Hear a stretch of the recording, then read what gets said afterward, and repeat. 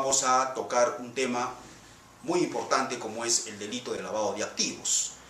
Primeramente vamos a intentar dar una definición qué cosa es lavado de activos. Para ello recurrimos a la legislación boliviana, que consideramos que es un término, es una definición muy sencilla que nos va a permitir para la disertación de este tema. ¿Qué cosa es el lavado de activos? Es precisamente legitimar ganancias ilícitas, es decir, introducir estas ganancias ilícitas dentro del tráfico comercial legal.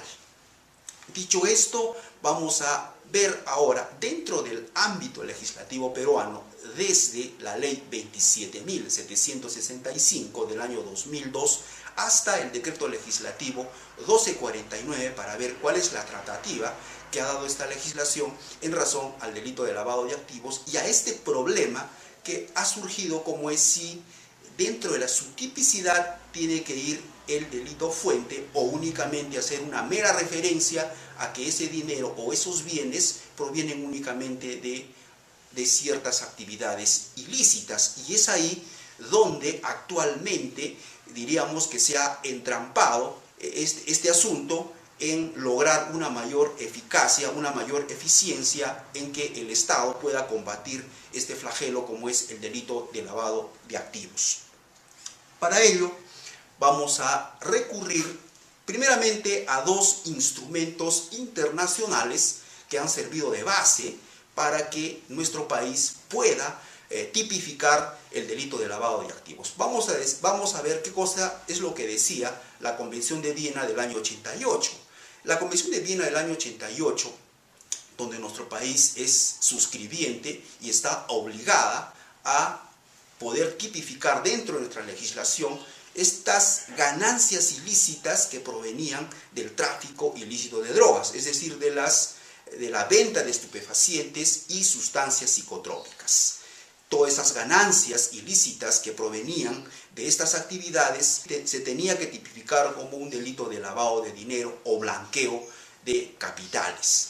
Entonces, a partir de la Convención de Viena del año 88, se exigía que en el tipo penal se configuraría el elemento, como un elemento para que pueda tipificarse delito, el delito precedente, el delito fuente. Es decir, que este delito fuente tenía que ser únicamente que esta ganancia ilícita sea proveniente del tráfico ilícito de drogas. Ahí vemos que sí, dentro de su tipicidad se exigía un delito fuente como era el tráfico ilícito de drogas. Posteriormente, en la Convención de Palermo del año 2000, donde también nuestro país que ha ratificado esta Convención de Palermo, este convenio obligaba también a nuestro país a tipificar el delito de lavado de activos, ya no únicamente desde la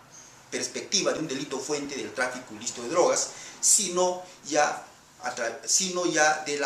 un catálogo de delitos de manera abierta, es decir, que todas esas ganancias ilícitas podían provenir de otros delitos como la trata de personas, el delito de tráfico ilícito de drogas, el delito de robo, el delito de extorsión, el delito de corrupción de funcionarios, etcétera, etcétera. Es decir, que a partir de la Convención de Palermo, el legislador peruano tenía que ya ampliar ese catálogo, esa fuente de esas ganancias ilícitas para poder tipificar el delito de lavado de activos. En esas circunstancias es que en el año 2002 el Congreso de la República emite la ley 27765 que tipifica los actos de conversión, los actos de transferencia, los actos de tenencia y los actos de ocultación ¿de qué? De bienes, dinero, efectos o ganancias que tenga un origen ilícito. Véase que en este artículo primero de esta ley únicamente dice que tengan un origen ilícito, no está estableciendo que tenga un origen delictivo. Daría la impresión de que el legislador ha querido alejarse de la Convención de Viena del año 88, donde necesariamente exigía que el delito fuente, que el delito precedente sea necesariamente una conducta delictiva. Tal vez podríamos invocar que en el año 2001 los Estados Unidos de Norteamérica aprueban su ley patriótica, es decir, una ley precisamente que tiene como objetivo la prevención del lavado de activos y donde la sola sospecha de transacciones inusuales, la sola sospecha de ganancias ilícitas en los Estados Unidos a través de la ley patriótica hace viable la investigación de un delito de lavado de activos. Es lo que precisamente, en mi opinión particular, tal vez el legislador peruano de ese momento ha querido de alguna manera, ¿no?, implantar también en nuestra legislación que probar el delito fuente, probar el delito precedente traería consecuencias no muy positivas en la lucha contra el delito de lavado de activos. Por eso es que ya vamos viendo que se está hablando ya de cierta autonomía del delito de activos, es decir, ya desvincular un poco esta legitimación de ganancias ilegales del delito fuente. Y de ahí nos trasladamos hacia el año 2012, cuando se aprueba el decreto legislativo 1106 que deroga esta ley 27765, y en este decreto legislativo 1106, en su artículo 10, con nombre propio, ya nos habla de una autonomía del delito de lavado de activos. ¿Y qué cosa es lo que dice nuestra legislación en el año 2012 en relación al delito de lavado de activos, en relación a su autonomía? Sostiene que para su investigación y procesamiento en este tipo de delitos, dice que no se requiere que la actividad ilícita donde haya provenido esas ganancias esté en investigación, haya o sido objeto de sentencia o cualquier otra decisión, tanto del Ministerio Público o jurisdiccional, para su investigación. Es decir, que ya un poco que desconecta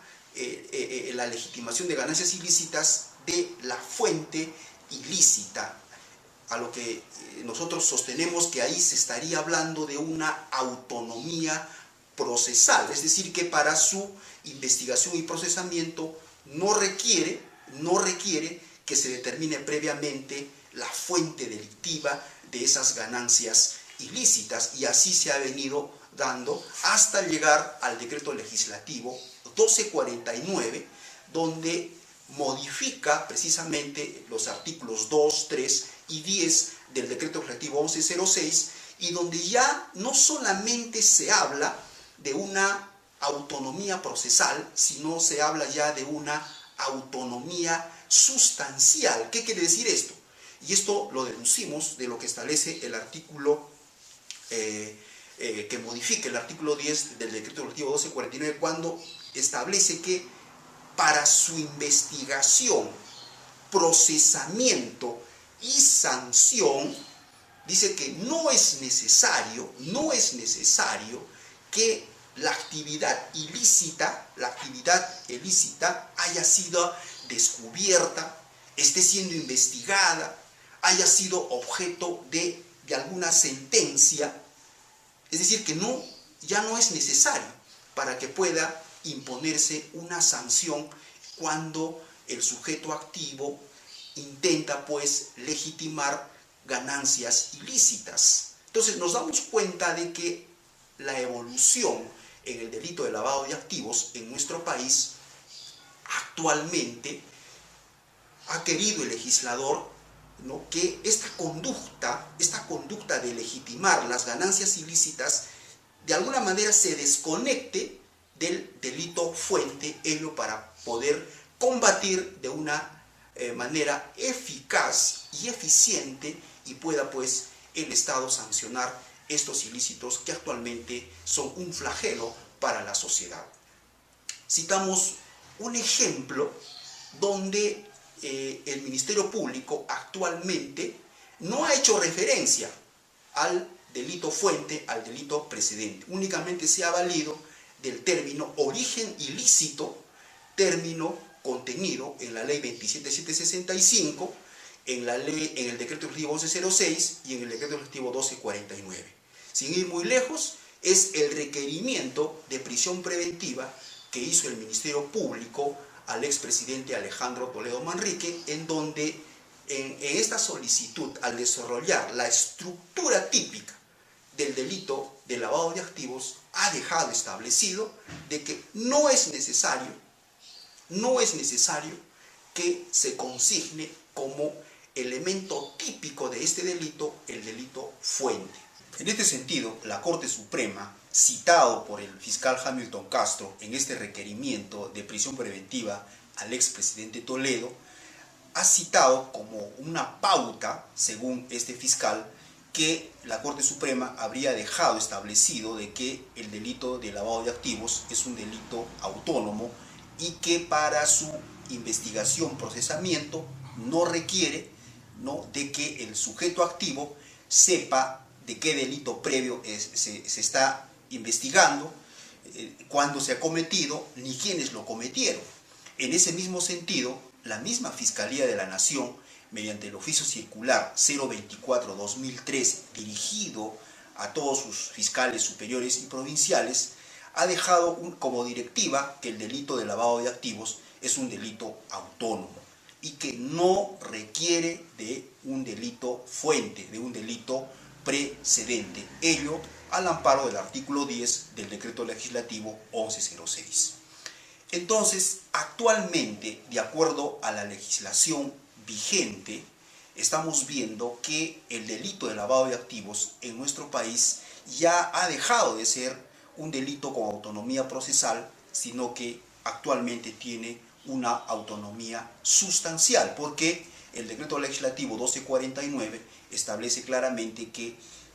para su investigación, procesamiento y sanción nos habla de una autonomía del delito de lavado de activos.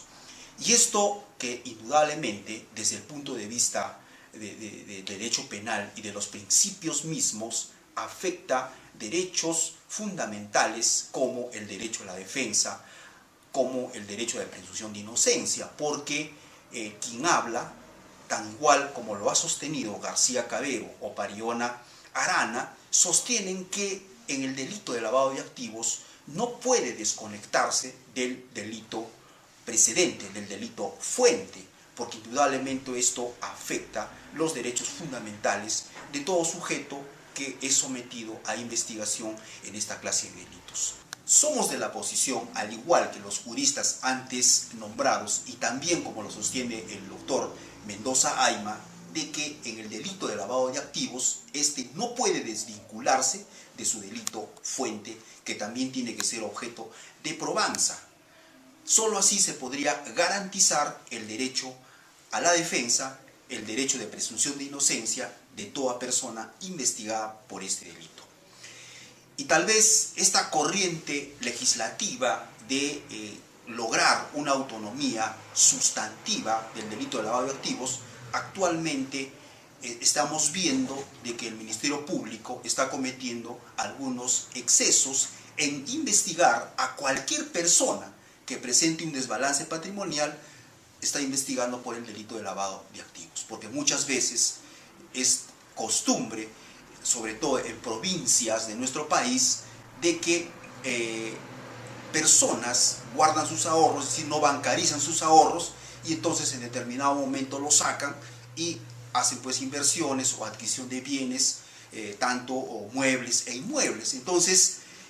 puede hacer que se presente un desbalance patrimonial y entonces ahí está la fiscalía y de inmediato son investigados por el delito de lavado de activos, cuando indudablemente no se darían los supuestos para investigar estas conductas por el delito de lavado de activos. Entonces, aquí lo que se trata también es de evitar estos excesos por parte del Ministerio Público en querer tipificar estos hechos como delito de lavado de activos. Tal vez estos hechos podrían subsumirse, por ejemplo, en lo que la legislación colombiana ha tipificado como es el enriquecimiento ilícito de particulares, que esto está tipificado en la legislación colombiana. El asunto es de que resulta peligroso, como sostiene Pariona Arana, en el sentido de ir hacia esa corriente legislativa en lograr una autonomía no solo procesal, sino también sustancial en el delito de lavado de activos. Esto atenta, como sostiene Bariona, contra los derechos fundamentales del derecho y además es peligroso que esto se venga practicando en un Estado democrático como es nuestro país.